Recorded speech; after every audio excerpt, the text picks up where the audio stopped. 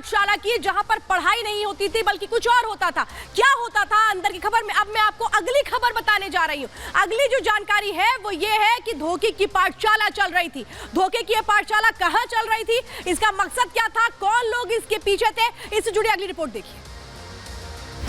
इस वक्त मैं मध्य प्रदेश के दमोह के उस स्कूल में मौजूद हूं जिसका नाम है Ganga Yamuna higher secondary school. अब आप सोच रहे होंगे आप लोगों को आज अंदर की खबर में मैं स्कूल में क्यों लेकर के आई हूं। स्कूल में लाने के पीछे का जो मकसद है वो बहुत खास है, क्योंकि ये जो स्कूल है ये कोई आम स्कूल नहीं था।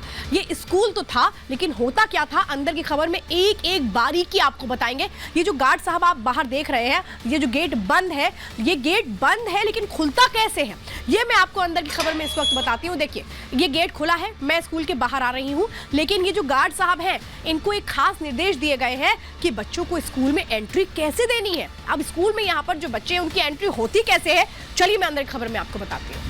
तो देखिए इस वक्त मैं आपको बताती हूँ, ये जो दो तरीके के बच्चे आपको नजर आ रहे हैं ना, कुछ हिजाब में बच्चे नजर आ रहे हैं और कुछ स्कूल यूनिफॉर्म में बच्चे नजर आ रहे हैं। अब इनमें एंट्री किसको मिलती है आप साफ तौर पे समझ गए होंगे। ये जो बच्चे जो हिजाब में हैं इनको ये गार्ड साहब चेक करते हैं और कहते हैं ठीक है आप स्कूल के अंदर जाइए।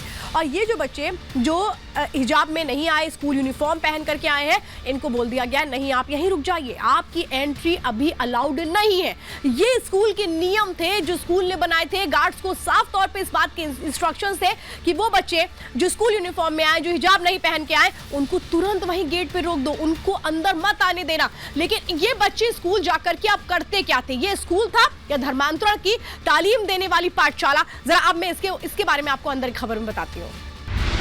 देखिए इस वक्त मैं स्कूल में आपको लेकर के आ गई हूँ। आप सोच रहे होंगे कि यहाँ पे हो क्या रहा है भाई, इस स्कूल में आपको लाने के पीछे का मकसद क्या है। बहुत बड़ी खबर मैं आपको बताने जा रही हूँ। ये जो बच्चे आप देख रहे हैं ना, ये बच्चे आपको लग रहा होगा क्या मदरसे में बच्चे पढ़ाई कर रहे हैं, नहीं, ये बच्चे स्कूल में जो Ganga Yamuna higher secondary school है वहां पर इन बच्चों को क्या तालीम दी जाती है अब ये समझिए। ये जो बच्चे हैं ये हर किसी स्कूल में मॉर्निंग असेंबली होती है, आप सबको पता है। मॉर्निंग असेंबली जो बच्चे हैं जब स्कूल में आते हैं तो मॉर्निंग असेंबली करके उनको क्लासेस में भेजा जाता है। अब यहाँ पे मॉर्निंग असेंबली के नाम पे क्या हो रहा है समझिए।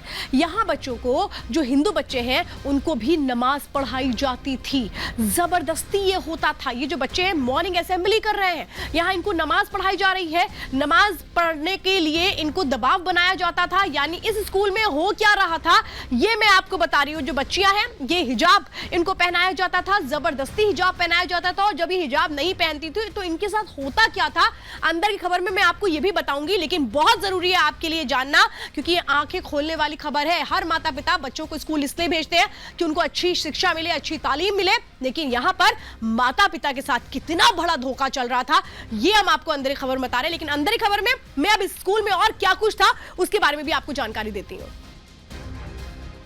तो एक बड़ी जानकारी जो इस स्कूल परिसर से मिली है, जब आप समझिए बाल आयोग की टीम यहां पर आई थी। बाल आयोग की टीम यहां पर आई क्योंकि जिस तरह से बड़ा खुलासा इस स्कूल को लेकर हो रहा था कि यहां हिंदू बच्चों का धर्म परिवर्तन करवाया जा रहा था, उन बच्चों को कुरान की आयतें पढ़वाई जाती थी, उन बच्चों को जबरदस्ती नमाज पढ़वाई जाती थी। यानी समझिए यहां क्या हो रहा था।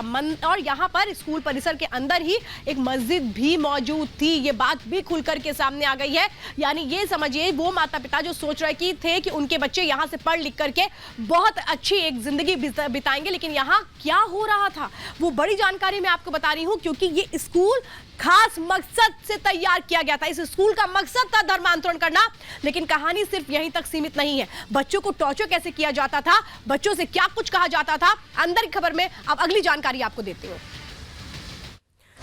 तो ये पूरा मामला दमोह से निकलकर सामने आया, और दमोह में आज जो पेरेंट्स हैं जब टीसी लेने के लिए पहुंचे स्कूल में तो उनसे क्या कहा गया, कैसे दबाव बनाया गया, इसी पर अगली रिपोर्ट भी देखिए।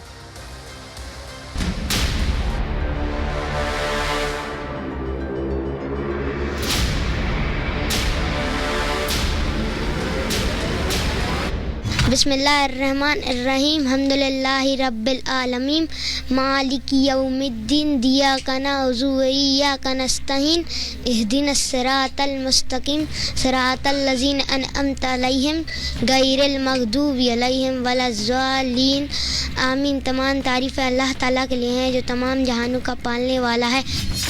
धर्म परिवर्तन पर सबसे बड़ा खुलासा,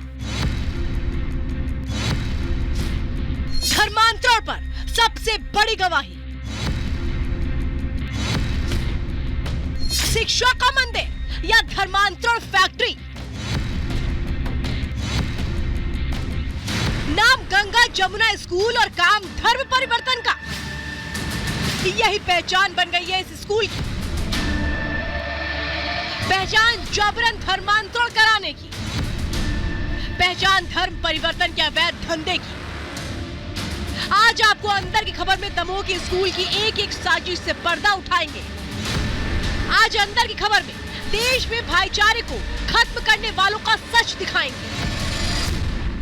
आज अंदर की खबर में उन नकाबपोश शहरों को उजागर करेंगे जो सालों से साजिश कर रहे थे। साजिश ऐसी कि आप भी हैरान हो जाएंगे, खुलासे ऐसे कि आप भी दंग रह जाएंगे। स्कूल में छात्र तो छात्र, धर्मांतरण से टीचर भी नहीं बच पाए। रिपब्लिक भारत की इन्वेस्टिगेटिव टीम के हाथ एक ऐसा दस्तावेज लगा जो धर्मांतरण की काली करतूत का काला चिट्ठा बयां कर रहा है। स्कूल का जो माहौल था, समानता हम लोग मिलते हैं तो नमस्कार सही की बातें करते हैं, वो वालेकुम सलाम करते थे। नमस्कार जैसी बातें वहाँ नहीं थी। सारे बच्चे चाहे हिंदू हो चाहे किसी धर्म के हों, वो वालेकुम सलाम नहीं बोलते थे। स्कूल की क्लास के ब्लैक बोर्ड पे उनकी कुरान की कुछ आयतें लिखी हुई थी। उर्दू उनकी अनिवार्य विषय था पहली से लेकर 11वीं तक। तो बच्चों ने बताया नहीं, जब भी हम स्कूल आते थे वहाँ बोला जाता था कि आप हिजाब लगाएं। उनके इस्लामिक प्रार्थनाएं होती थी प्रेयर के पहले। दमोह में चल रही धर्मांतरण साजिश की लकीर लंबी खींचती है, उससे पहले भांडाफोड़ हो गया और धर्मांतरण के साजिशकर्ताओं के सुनियोजित खेल का खुलासा हो गया। अब आपको अंदर की खबर बताते हैं कि कैसे हिंदुओं का धर्म परिवर्तन किया जा रहा था, उन्हें साजिश के जाल में फंसाया जा रहा था। दरअसल स्कूल में दीवारों पर कुरान की आयतें लिखी गई। सांस्कृतिक गतिविधियों में सिर्फ मुस्लिम कार्यक्रम की इजाजत दी गई। पहनावा और मंच का विषय सिर्फ इस्लामिक रखा गया, जिससे गैर मुस्लिमों का ब्रेन वॉश किया जाए। वो लोग कुछ अलिफ जीम वगैरह लिखते थे बोर्ड के ऊपर। ये दुआ होती थी तो वो हम लोगों से आधी आधी बनती थी, तो हम लोग जितनी बनती थी गा देते थे। फिर मैम लोग हम लोगों को स्टिक मारती थी। भगवान नाम लेते थे स्कूल अंदर तो मिस लोग उठक बैठक करवा देती थी या फिर स्टिक मारती थी। वो घर पे उसने एक दो बार वो हरकतें की उसने, तो वो ऐसी बैठ जाए और एकदम ऐसी बोली शाम टाइम हो गई है ऐसा तो हमने बेटा जी क्या है, कहने लगे हमें स्कूल में बताया गया है। हाँ, तो हमने बोला ये गलत है जी, अपने धर्म में तो नहीं है। ये गुस्सा, ये आक्रोश धर्मांतरण की साजिश के खिलाफ है। गुस्सा ऐसा कि शिक्षा अधिकारी की गाड़ी रोककर गाली पोत दी गई। प्रदर्शनकारी अब स्कूल को बंद करने की मांग कर रहे हैं। हमने जब विवाद उद्भूत हुआ तो उनकी मान्यता समाप्त करने का एक पत्र हमने संयुक्त संचालक लोक शिक्षण सागर संभाग सागर को भेजा। बीते दिन के साथ दमोह के स्कूल से नए नए खुलासे हो रहे हैं। ऐसे में बीजेपी हमलावर है और दमोह के अफसरों पर आरोप लग रहा है। धर्मांतरण की गतिविधि नहीं हो सकता है, आतंकवादियों से भी उनके संबंध हो। और अभी जो अखबार की न्यूज आ रही है, बीडी बनाने का फर्म है उनकी, और वो सरकारी स्कूलों में और प्राइवेट स्कूलों में उसकी अनुमति दी जा रही है। कलेक्टर के दायरे की भी जांच होगी और वहाँ की प्रशासनिक लापरवाही की भी जांच होगी। ये जो प्लानिंग के तहत इस प्रकार के प्रबंधनों के द्वारा ये मात्र लव जिहाद नहीं, ये जिहादी साम्राज्य खड़ा करने का काम। साजिश के खुलासे के बाद छात्रों के परिवारों की आंखें खुल चुकी हैं। यही वजह है कि परिवार अपने बच्चों को स्कूल से निकालने में जुट गए हैं। लेकिन सवाल ये कि धर्मांतरण का खेल देश में कब तक चलता रहेगा? कब तक हिंदू छात्राओं को धर्मांतरण का दंश झेलना पड़ेगा? Bureau report, Republic Bharat.